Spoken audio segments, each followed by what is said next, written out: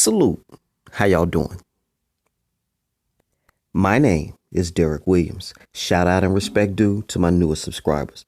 Candy Art, Creative Revival, and last but certainly not least, a woman with a very alluring voice, a prophetess, as Tawana. A prophetess, as I understand them, they have a clairvoyant spirit about them. They're able to see things in advance, kind of like prior knowledge, that type of thing. And I will respectfully ask Tawana 2 questions. Do you see us coming out of lockdown anytime soon? And how do you think man will fare after this, quote, crisis? And what I mean by that is, how does man go forth with regards to human interaction? With all the social distancing and everyone afraid and spraying down everything. What do you think about handshaking and hugging and perhaps maybe even kissing or love making? How do you see man faring after all of this is over? And I also want to shout out my latest channel judge.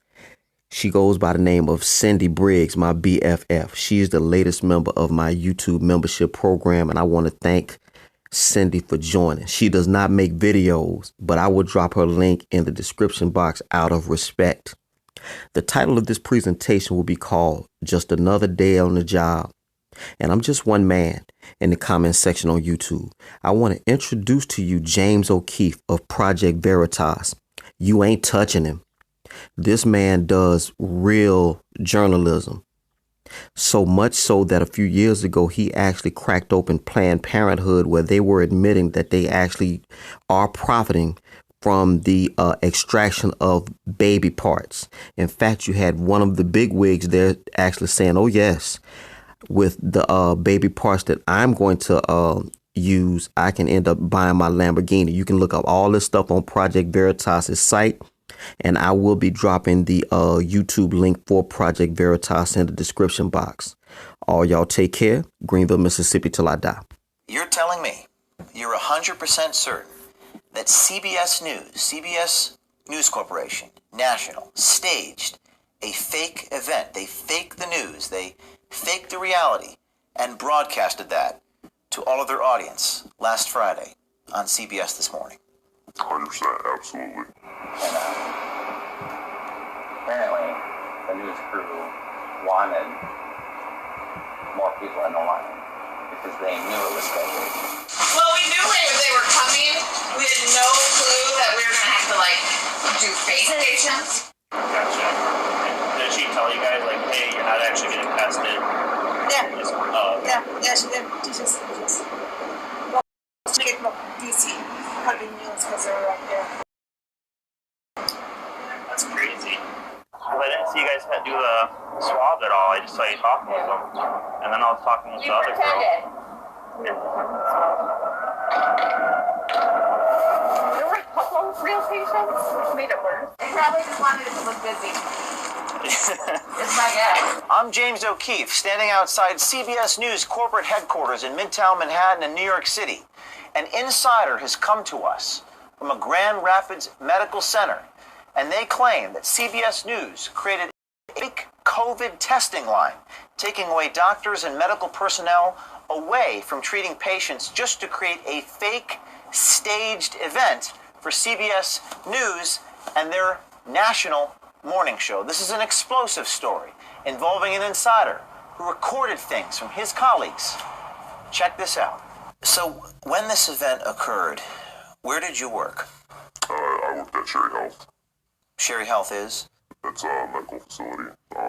It's Cherry Health Heart of the City is the full name of it. And when I came to work that day, the news crew was there. Was kind of asking around what happened. And they were just letting me know that there's news there for the testing. What did you see happen that that you're claiming is fake news about this? Well, when I was over there and the line was coming through, a lot of them were just kind of driving up and not really getting tested at all. They were just talking with the testers. So I was asking what's going on with the tests, and that's when they told me that, majority of the line is from employees at Cherry Health. So, yeah. The people in the line were not people being tested, but they were employees pretending to be patients? Correct. Yep. Why would they do that? I think it's a little bit of a benefit for both parties. I do know Cherry Health is struggling a little bit financially, so they get a lot of their money from donors or grants. So it just makes them look productive. And then on the side of the news, you know, they want to make the line appear bigger than it is, just for their reporting purposes, to show that, you know, this is a big deal, that people are getting tested in massive numbers. So we do have enough testing kits, but we're really short on gowns. We're also short on N95 masks. We cannot expand further without any additional personal protective equipment. They also can't expand testing because of recent staffing cuts. Cherry Health has laid off about 25% of our staff. Wow. And at a time like this. Exactly.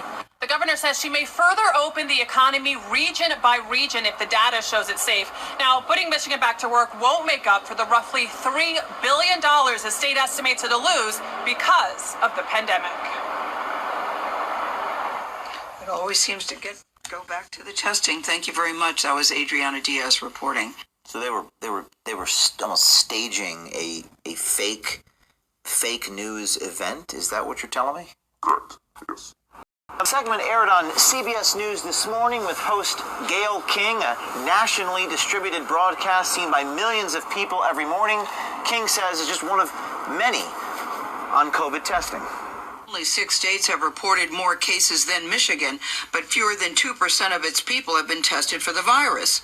In our series on the state of coronavirus testing, Adriana Diaz shows how Michigan is trying to improve a system that has failed some of its people. But the governor said will help determine when to fully reopen.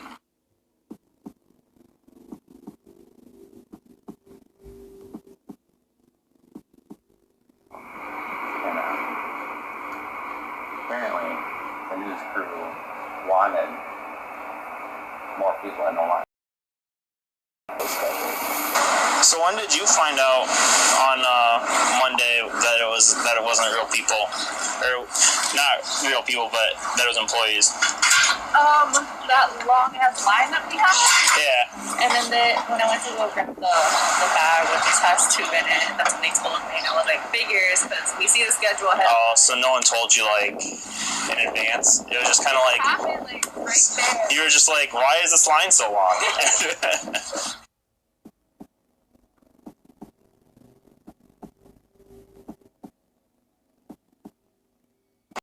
She's looking for volunteers to go out and just drive to the tent.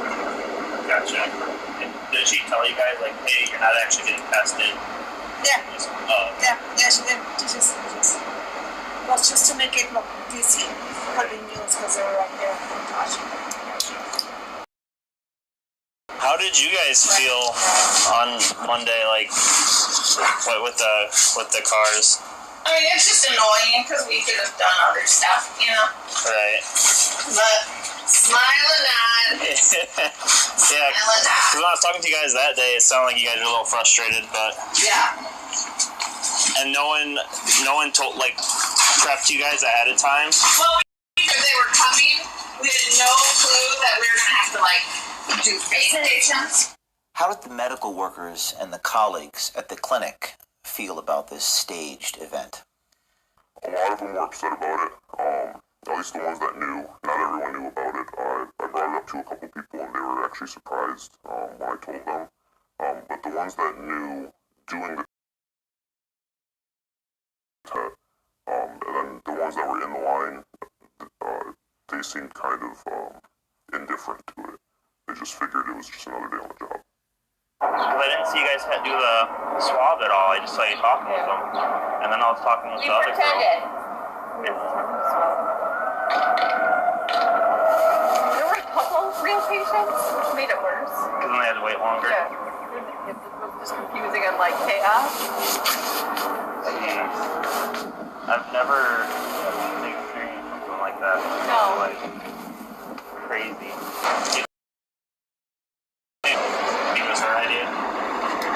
I think it was, like everybody up there. Because, we thought it was right ideas. Right. Yeah, so like, okay. Yeah, because I also also telling me that they do stuff like that all the time to make their brand and image look good because it's a nonprofit. This one they use already. And then she told us when she came, she was, oh, the news are going to be here, make sure, they get tested. And she told us, like, what to tell them if they wearing a mask, to make sure, asking question by question, and they have a mask, to give a mask. Okay. I was talking with Maria, and she was telling me that it was Glenda Walker and Jody that were going around asking volunteers to come into the line. Yeah, they probably just wanted it to look busy. It's my guess. But the governor says testing above all else will help determine when to fully reopen. So, is this the fake line? Yes. Yep. That's it. So the people in the cars are not patients? Majority of them. I do know from talking with the tester that one of them, one or two, were real patients, which added to their frustration because this line sat there for a while, so they could organize the shot. So they've made a line of cars with medical personnel in the cars as opposed to patients. Correct. And the viewer does not know that. Correct. And these folks here were pretending to treat some of these medical personnel instead of real patients? Yes. Just Yes. wow. And when you witnessed this, what did you think? What occurred to you? Well, the first thing that went through my head is just like, you always hear about it, and it's completely different when you actually see it happening. I kind of felt a pit in my stomach a little bit. I was a little bit disgusted with everything going on. So, I just, a lot was going through my head, and when I got off work, you guys were the first people I called to tell you about it. How did you know to call us or Project Veritas?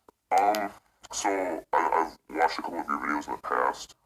Some YouTubers that I follow have name dropped the Project Veritas before.